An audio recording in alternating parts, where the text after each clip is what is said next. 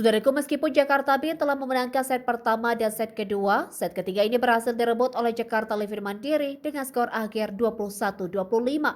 Tim Jakarta Livin Mandiri tampil memanas sejak awal set ketiga menunjukkan performa impresif mereka.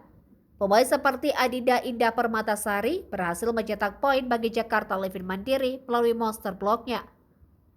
Kedudukan poin pun dipegang oleh Jakarta Livin Mandiri dengan kolaborasi yang baik antara Karsta France dan Liu Yanhan.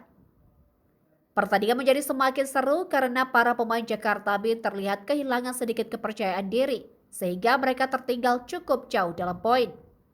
Skor sementara menjadi 8-4 dengan keunggulan bagi Jakarta Livin Mandiri. Liu Yanhan dari Jakarta Livin Mandiri terus menjadi ancaman dengan smash kerasnya.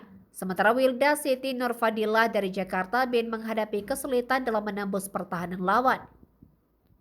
Meskipun Jakarta Beat mencoba untuk bangkit dengan Ratri Wulandari menciptakan poin, Liu Yanhan terus menjadi mesin pencetak poin bagi Jakarta Livin Mandiri. Jakarta Beat kemudian berhasil mencicil ketertinggalannya membuat skor menjadi 18-14.